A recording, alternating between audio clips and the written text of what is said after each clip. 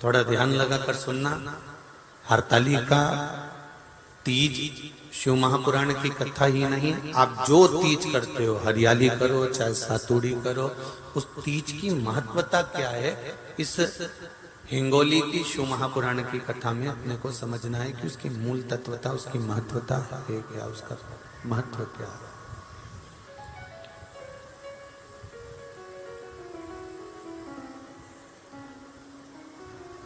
भगवान ब्रह्मा, भगवान विष्णु और भगवान शिव, इन तीनों की जो अर्धांगिनियां, ब्रह्माणी, लक्ष्मी और पार्वती, इन तीनों ने तप कर कर, साधना कर कर ब्रह्मदेव को, भगवान विष्णु को और भगवान शंकर को प्राप्त किया। और तीनों ने प्राप्त कर कर तीनों देवताओं से वर मांगा कि वर हमको ऐसा दीजिए कि हमारे तप साधना का फल नारी को तीज के दिन प्राप्त हो जाए। अब देखिए जरा, एक ही व्रत से, एक ही उपवास से उसको संपूर्ण तप साधना का फल प्राप्त हो रहा है, संपूर्ण तप साधना का फल उसको मिल रहा है, मात्र एक व्रत से। केवल एक व्रत कर रहे हैं, संपूर्ण तप साधना का फल उसको प्राप्त हो रहा है। ऐसा कोई व्रत, ऐसी कोई साधना, ऐसा कोई ब्रह्मदेव से मांगा, लक्ष्मी जी ने भगवान विष्णु से मांगा, पार्वती जी ने भगवान शिव से मांगा कि ऐसा वर दे दीजिए जिस वर से एक ही व्रत करने से संपूर्ण फल की प्राप्ति हो जाए, संपूर्ण फल मिल जाए। ऐसा एक व्रत का फल दे दीजिए, मात्र एक व्रत का।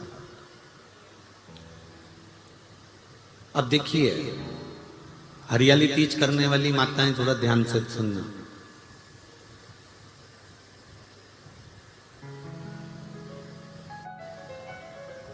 हरियाली तीज जब माताएं करती हैं तो एक हरियाली तीज, एक गणगौर की तीज, ये दो तीज के व्रत ऐसे होते हैं जिसमें जब माताएं करती हैं तो उस समय पर उमा, ब्रह्माणी और लक्ष्मी, इन तीनों की आराधना का फल उसको केवल एक व्रत से प्राप्त हो जाता है। अब देखिए दूसरा, सातुड़ी तीज।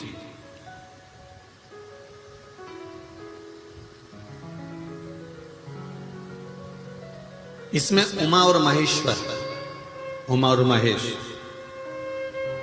ब्रह्माणी और लक्ष्मी, इन चार के व्रत तप का फल एक साथ सातुड़ी तीज के दिन प्राप्त हो जाता। अब एक आती है हरतालिका तीज। आप लोग करते हो हरतालिका? यहाँ लोग करते कि नहीं करते? करते हैं यहाँ पे हरतालिका? कौन कौन करता है? जरा हाथ उठाओ तो जरा। अरे सभी करते हो, रखो रखो, बहुत बढ़िया, बहुत अच्छी बात। एक आती है हरतालिका तीज। इस तीज का व्रत माता पार्वती बेल वृक्ष के आनंद के साथ में फुलेरा बनाकर करती है, और जिसमें इस हरतालिका में माता पार्वती जी के जितने जन्म पहले हुए हैं, माता पार्वती का जन्म तो 52वें नंबर का, 52 नंबर पे माता पार्वती का जन्म है। इससे पहले तो माता के 51 जन्म पहले हो चुके हैं, 51 जन्म माता पार्वती का पहले हो चुके हैं।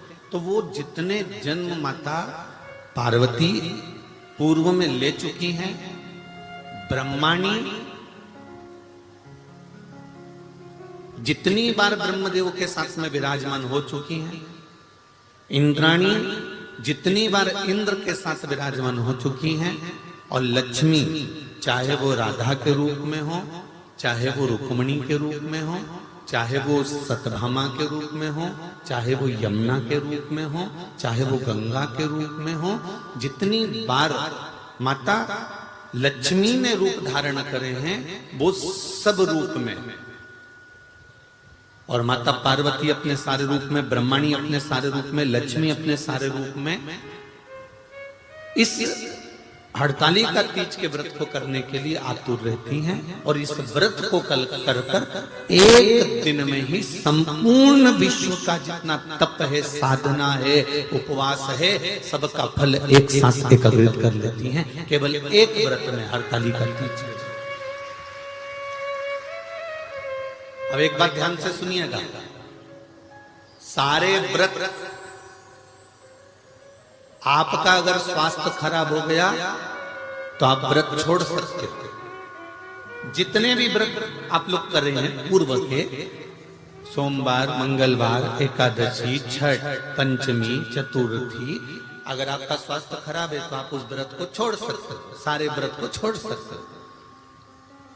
पर तीज का जो व्रत होता है, हरतालिका जो व्रत होता है, ये व्रत एक बार लेने के बाद जब प्राण छूटते हैं तभी ये व्रत समाप्त होता है, अन्यथा बीच में ये व्रत समाप्त नहीं।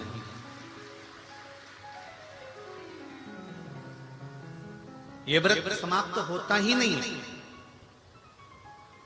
अगर शरीर से नहीं बनता कि अब हमारी अवस्था हो गई, अब शरीर से नहीं बन रहा है, तो भले एक पहर की पूजन कर कर, एक पहर का नियम धारण कर कर, एक पहर का स्मरण कर कर, एक पहर का पूजन कर धारण करो, और उसके बाद में भले आप थोड़ा सा जो भी आपको लेना है वो कर लो, पर इस व्रत को करना ही पड़ता है। इस व्रत का नियम ही यही है। इस व्रत पार्वती मैं तुम्हें प्राप्त हुआ हूं, यह हरतालिका तीज के व्रत का फल है। शिव जी कहते हैं पार्वती, जो नारी हरतालिका तीज के व्रत का स्मरण करती है, फुलेरा जो बांधा जाता है उसमें 5 माला से ज्यादा माला लटकना चाहिए, 5 से कम नहीं।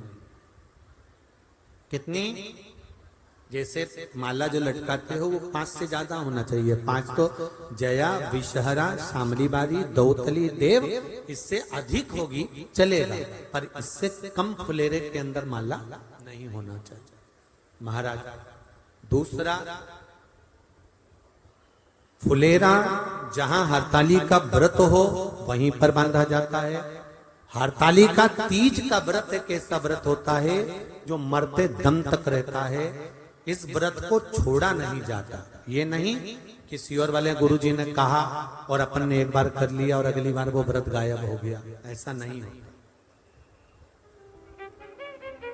हरतालिका तीज अखंड सौभाग्य के लिए, वंश वृद्धि के लिए, कार्य सिद्धि के लिए और कुंवारी कन्याएं उत्तम वर प्राप्ति के लिए, आनंद सुख के लिए करती हैं। ऐसा नहीं है कि केवल स्त्री ही करती है। जब नारी किसी कारणवश व्रत नहीं कर पाती तो पुरुष इस व्रत को धारण करते हैं। 30 अगस्त को, यही 30 तारीख को, कल 29 है, परसों 30 तारीख को हरतालिका तीज रहेगी। आप सब अपने हृदय से, मन से इस व्रत को कर कर अपने जीवन को सार्थक बनाइएगा।